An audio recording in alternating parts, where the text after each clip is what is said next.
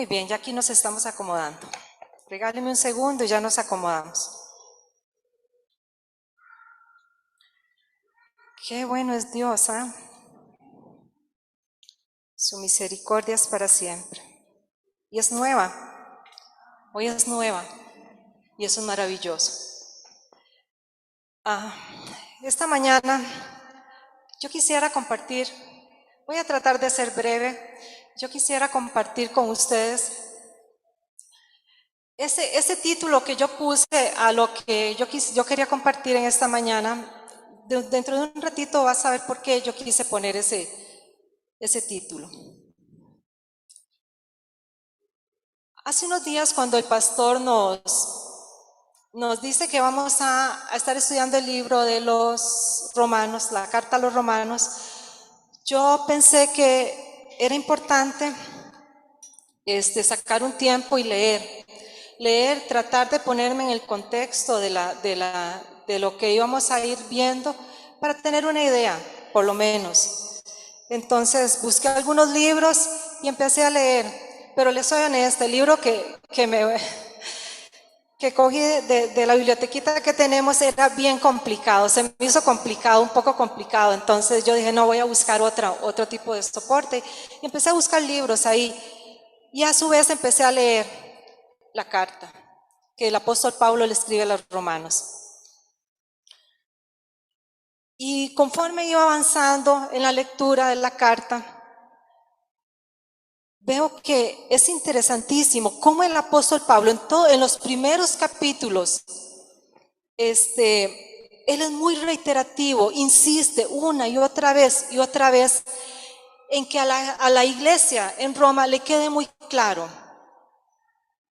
que no hay diferencia entre los judíos y los no judíos. La iglesia romana era una iglesia constituida por judíos que se habían convertido al cristianismo y por gentiles.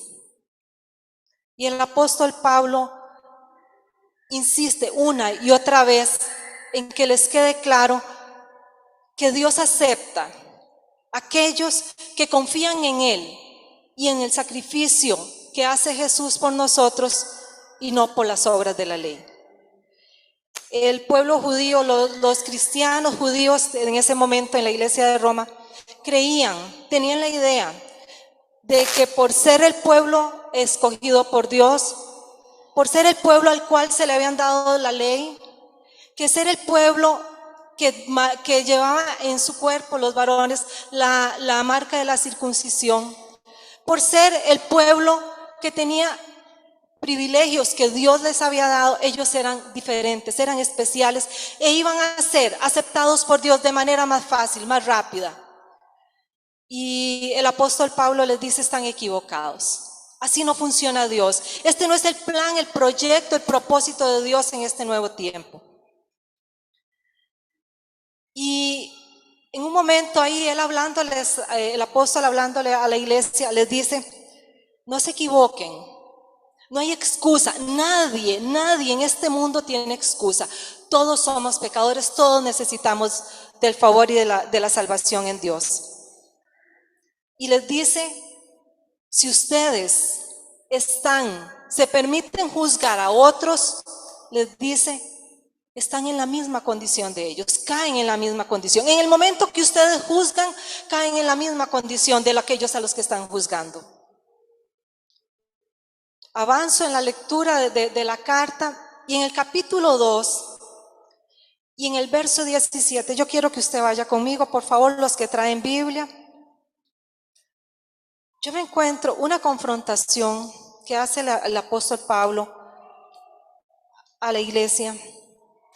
Hermanos, yo les soy honesta, yo me quedo, fue una cachetada, para mí aquello fue una cachetada que el Señor, que cuando Pablo escribe esto y hoy yo lo leo y para mí fue de ahí el título que yo quise o que pensé en poner, algo para meditar. Leo para usted, leo de una versión más sencilla, así que leo para usted me sigue en su Biblia si así bien lo tiene. Dice así, en el verso 17 del capítulo 2 de Romanos. Algunos de ustedes dicen con orgullo que son judíos. se sienten muy seguros porque tienen la ley de Moisés y están orgullosos de su Dios. Quieren saber lo que Dios quiere y cuando estudian la Biblia aprenden a conocer qué es lo mejor. Se sienten muy seguros al decirle a los pecadores lo que deben hacer para ser salvos. Y como tienen la Biblia en la mano, se creen maestros de los ignorantes y de los inexpertos, dueños de la verdad y del conocimiento. Versículo 21. Pero ¿cómo pueden enseñar a otros si ustedes mismos no aprenden primero?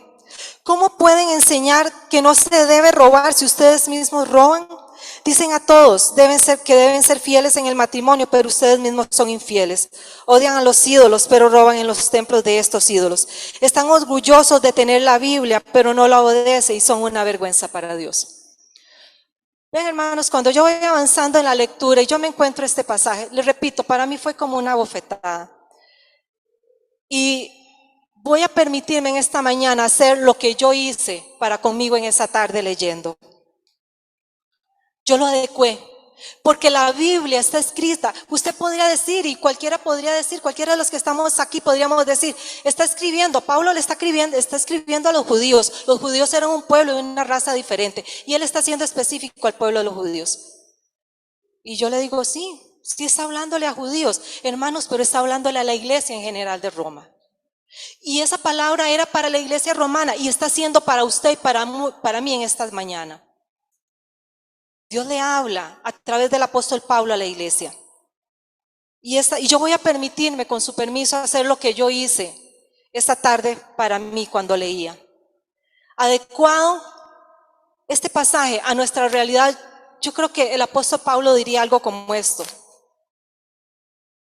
Si creen que por venir los domingos al culto o los sábados, si creen que por participar de los estudios de los miércoles, si creen que por aportar y comprar en el bazar o en las ventas que se hacen de vez en cuando, por diezmar o por ofrendar, o por participar y cooperar de cualquiera de las actividades que se hacen en la congregación, ustedes van a ser aceptados mejor, más rápido y más abiertamente por Dios que cualquiera de los otros, están muy equivocados.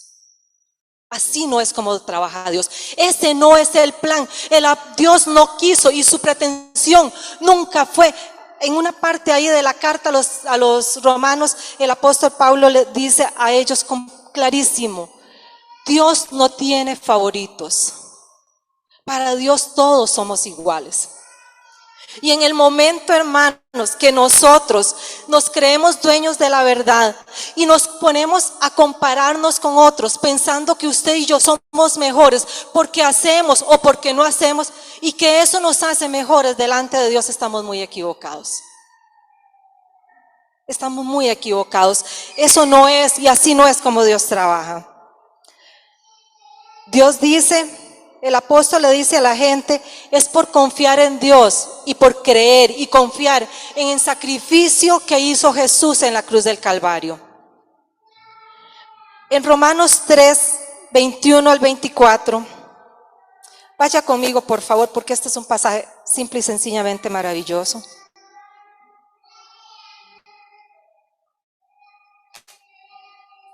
Dice así, en el 21 del 3. La Biblia misma nos enseña claramente que ahora Dios nos acepta sin necesidad de cumplir la ley. Dios acepta a todos los que creen y confían en Jesucristo, sin importar si son judíos o no lo son. Todos hemos pecado y por eso todos estamos lejos de Dios.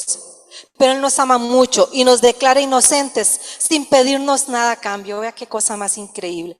Por medio de Jesús nos ha librado del castigo que merecían nuestros pecados. Dios envió a Jesucristo a morir por nosotros. Si confiamos en que Jesús murió por nosotros, Dios nos perdonará. Esa es la verdad que Dios trae a través y se la da al apóstol Pablo y él escribe a la iglesia de Romanos y nos está escribiendo a nosotros. Y nos dice, es la confianza en Dios, es la confianza en el sacrificio que Jesús hizo en la cruz del Calvario, la que va a hacer, sin que medie absolutamente nada, que Dios nos acepte, nos perdone y nos dé vida. Y eso es una verdad maravillosa. Y yo creo, hermanos, que cuando el apóstol Pablo habla de confiar en Dios y en el sacrificio de Jesús, el apóstol no está hablando, aquí no se refiere a la confianza que usted y yo muchas veces, gracias a Dios, tenemos en que Dios va a suplir nuestras necesidades, en que Dios va a sanar nuestras enfermedades, en que Dios va a contestar nuestras oraciones. No es ese tipo de confianza de la que está hablando el apóstol Pablo en este pasaje. El apóstol Pablo está hablando de la confianza que usted y yo tenemos en que el sacrificio de Jesús es suficiente, en que Él murió en la cruz y nos dio lo que usted y yo ocupábamos para pasar de muerte a vida.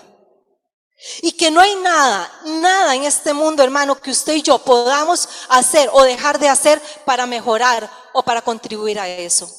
Es gracia. Es gracia perfecta, es gracia soberana, hermano. Y no hay nada, absolutamente nada, que pueda cambiar eso y que podamos contribuir a eso.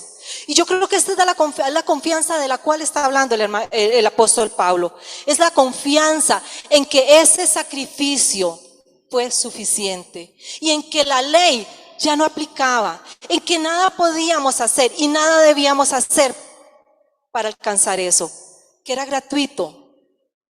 Y no es fácil cuando usted y yo hemos crecido y hemos vivido en una sociedad y en una cultura donde usted hace para recibir, donde usted da para obtener a cambio.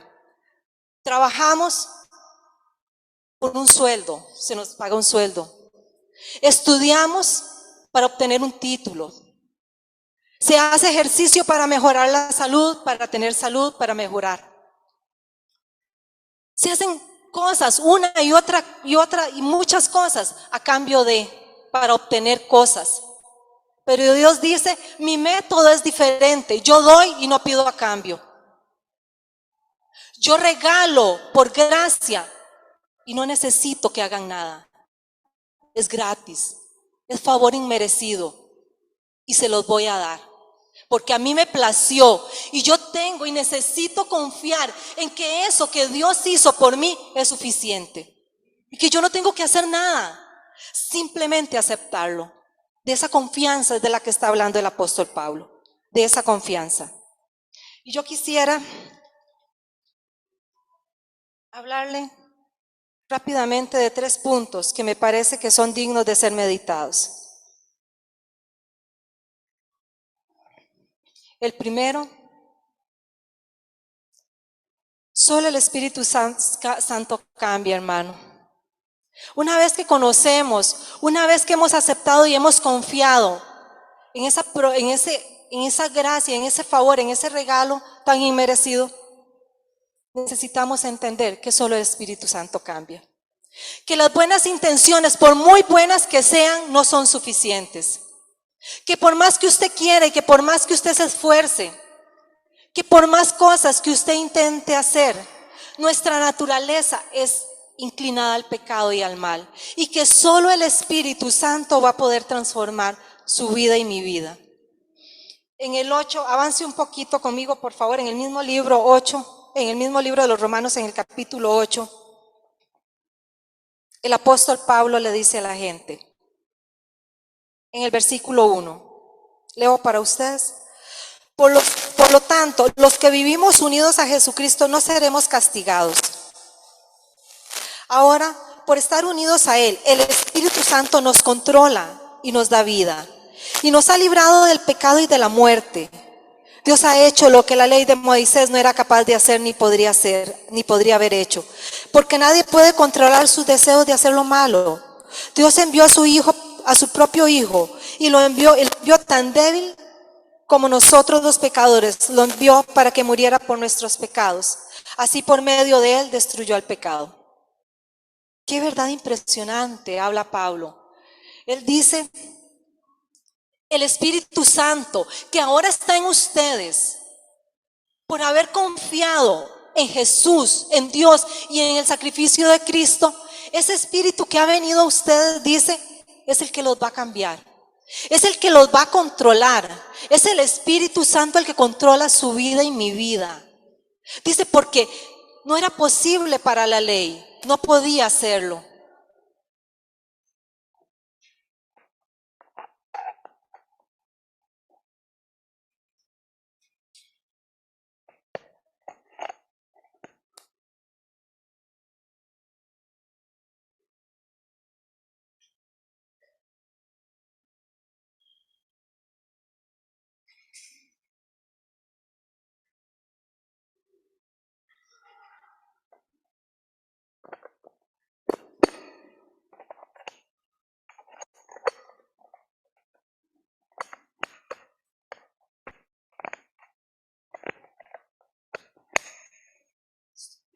¿Listo?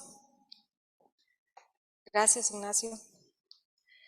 El apóstol le dice a la gente, ahora es el Espíritu el que los controla. Ya no son ustedes los que tienen que hacer nada por controlarse. Si han confiado en Dios y en el sacrificio de Jesús, ha venido a ustedes el Espíritu Santo y ahora Él los controla. Ahora Él los va a guiar. Ahora Él produce en ustedes lo que la ley de Moisés no podía, no era capaz de hacer. Y hoy su Espíritu Santo hace lo que no podríamos haber hecho nunca, lo hace el Espíritu en nosotros, nos transforma. Ese es el primer punto, eso es lo que yo necesito entender y meditar día a día. No depende de mí, esto no depende de nosotros, esto no es exitoso por nosotros, es exitoso por el Espíritu Santo que nos controla. Es exitoso porque confiamos en el poder de Dios y que envió a Jesús a morir por nosotros. Segundo punto que yo quisiera que meditásemos en esta mañana. Hermano, el Espíritu de Dios va a usar la palabra del Señor para llevar a cabo ese cambio. No va a usar ni sus pensamientos ni mis pensamientos. No va a usar ni los argumentos suyos ni los argumentos míos, ni los ajenos. La última vez que yo tuve la oportunidad de enseñar, les decía que vivimos tiempos como nunca, donde la cantidad de filosofías y de ideas y filosofías humanistas nos ahogan.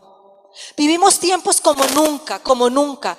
Hoy estamos bombardeados por pensamientos de excelentes pensadores, pero que tienen su arraigo en el corazón humano. Y el corazón humano es engañoso, hermano, muy engañoso. Y frases que suenan extraordinariamente bien, profundas, interesantes, hermosas, pero que su arraigo no está en la palabra del Señor. Y solo la palabra del Espíritu, lo único que el Espíritu Santo va a usar para hacer esa transformación es la palabra del Señor. No va a usar nada. Sus argumentos y mis argumentos, ajenos o propios, tienen que quedar de lado, hermano, porque solo el Espíritu Santo solo va a usar su palabra, ninguna otra cosa. En el libro de Hebreos, si tiene a bien acompañarme al libro de Hebreos,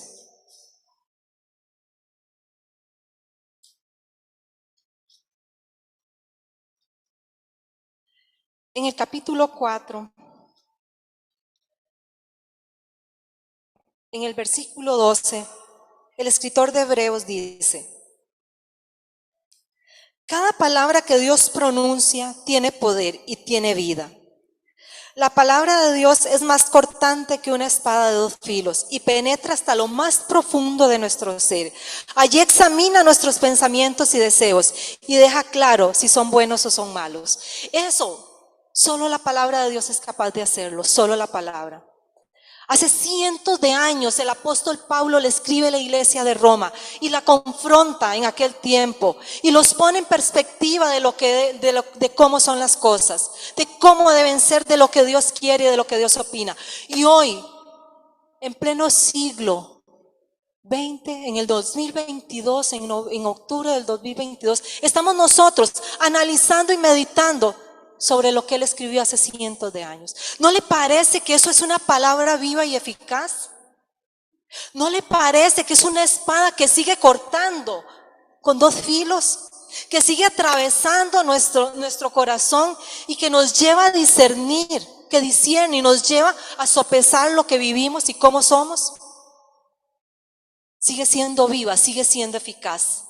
Sigue teniendo y cumpliendo el propósito para el cual ha sido expuesta y ha sido dada a los hombres, para transformar vidas, para llevarnos cada día a la imagen de Jesús, un poquito a poco.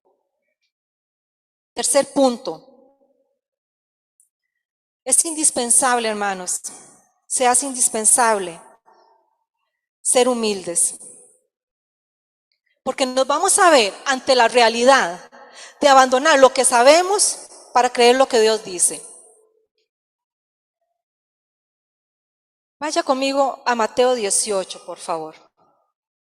Les hablaba antes y les decía, hemos vivido y hemos sido formados en una sociedad donde usted da para obtener, donde se le premia por hacer,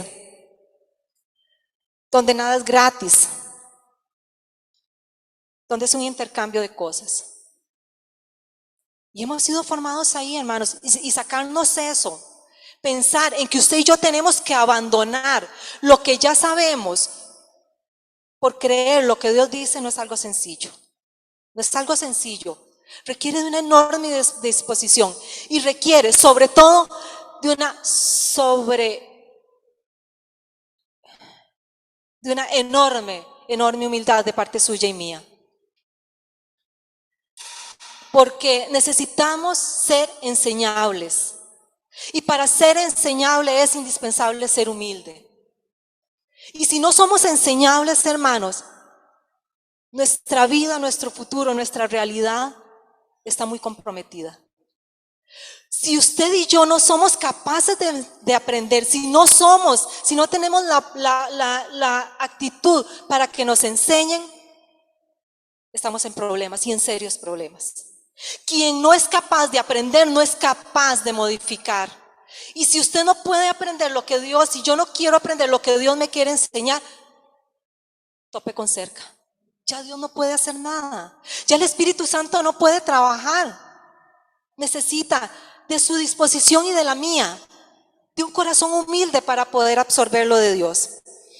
En Mateo 18:4, el Señor hablándole a la gente, vamos a ir desde el número 1, dice: en esa misma ocasión los discípulos le preguntaron a Jesús, ¿quién es el más importante en el reino?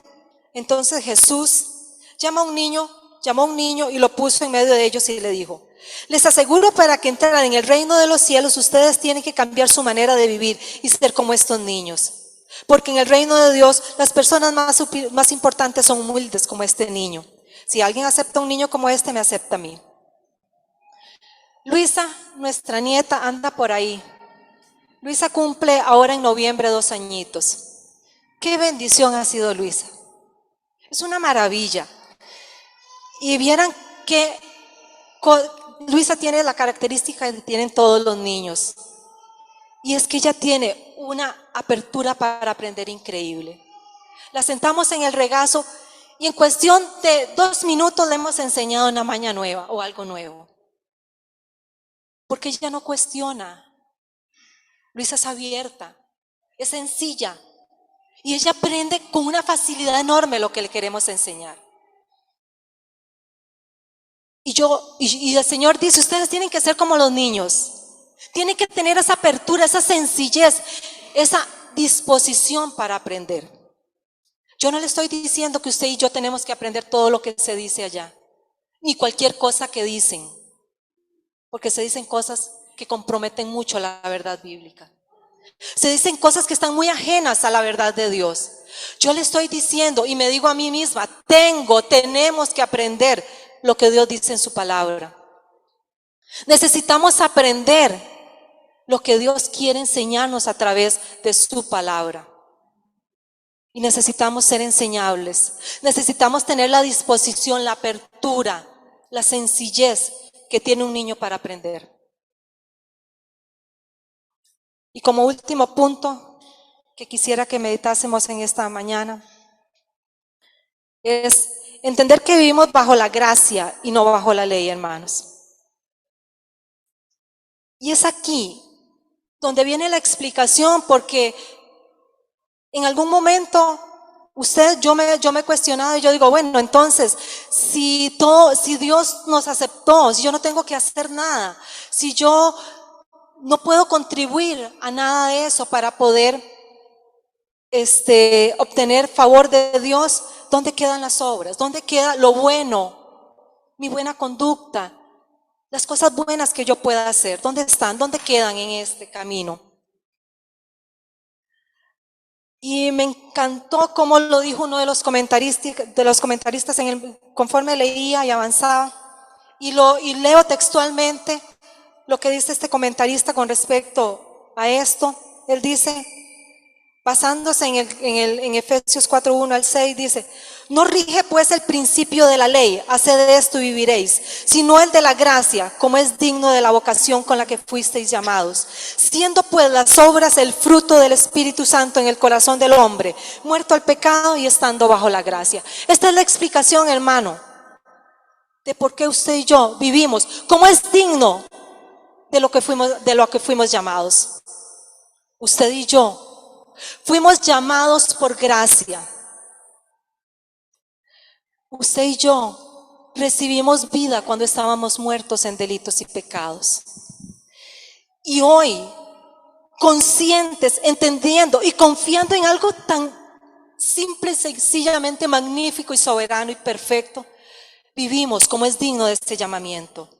Por eso es que el apóstol Pablo, en el capítulo, ya avanzando el libro, después de escribir y decirle a los hermanos, ustedes tienen que estar conscientes que es por gracia. Ustedes tienen que estar claros que ya no media la ley, que ya no median las obras, que es un regalo bendito de Dios. Entendido eso, el apóstol en el capítulo 12 y 13 le escribe a los romanos, 2 capítulos que son enteramente conductuales. El capítulo 12 y 13 de Romanos hablan de conducta humana, de convivencia familiar, de convivencia social. Habla de civismo. Habla de conducta, hermano. Pero esa conducta como fruto de haber entendido que yo vivo así porque entiendo lo que Dios hizo por mí. Porque tal es mi agradecimiento, tal es mi conciencia de dónde yo estaba y de dónde estoy ahora, de quién era y quién soy. Entonces vivo como es digno de a quien le perdonaron pecados y le dieron vida. Para cerrar, hermanos, cuando la Biblia dice y habla en diferentes ocasiones y diferentes personas que se nos han dado buenas nuevas de salvación, hermano, es porque nunca nos habrán podido dar mejores noticias, nunca. Noticias de vida. El Señor envió a Jesús a su vida, a este mundo, y por gracia y por misericordia tocó su vida y tocó mi vida. Y estábamos muertos, repito, en delitos y pecados. Estábamos en oscuridad y nos pasaron a luz. No lo merecíamos, no habíamos hecho nada para merecerlo. Y por gracia bendita Dios lo hizo. Consciente de eso, hoy yo mi vida la doy a Él. Hoy mi vida es para su alabanza y para su servicio, porque yo no tenía vida y me dieron vida. Así que cuando la Biblia dice que son buenas nuevas de salvación, hermano, nunca en la vida le habrán dado una mejor noticia a usted. Tiene posibilidad de vivir, de tener vida en Dios, si confiamos en que Él, en su gracia y en que Él envió a Jesús a morir por mí y pagó mis pecados y pagó el precio por mi salvación y por su salvación. Yo quisiera que cerráramos con ese himno, uno de los himnos más bellos a mi modo de ver. Es casi que mi himno preferido. Habla de esta maravilla que hoy hemos meditado. Disfrútelo, porque es una cosa espectacular. Que el Señor les bendiga, hermanos. Agradecer lo que ha hecho Dios por mí, cosas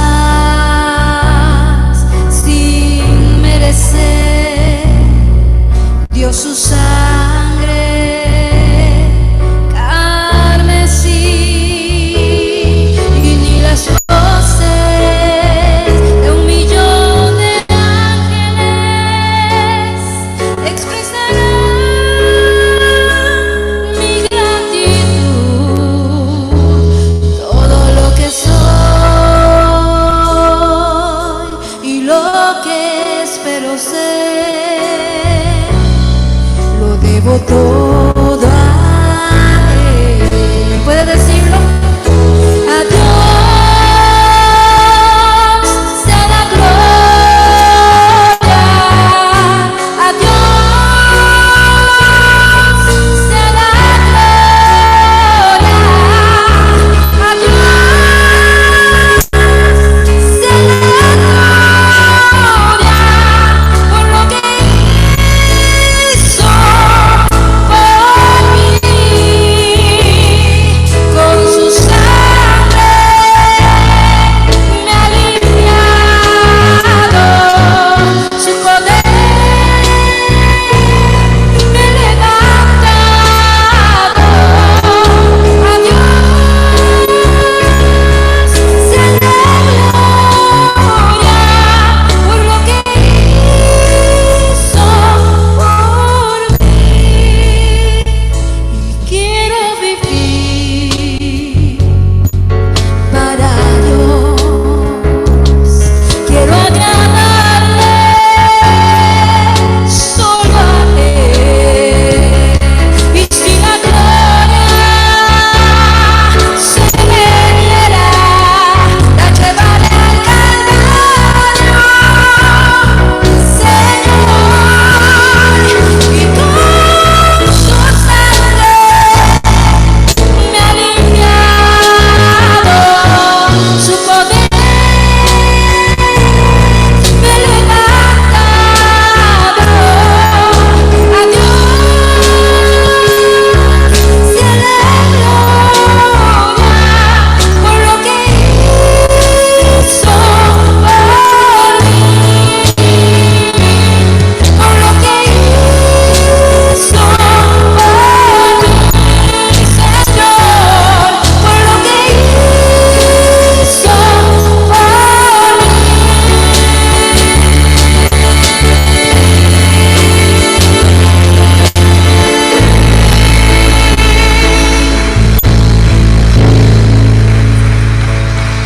Gloria a Dios.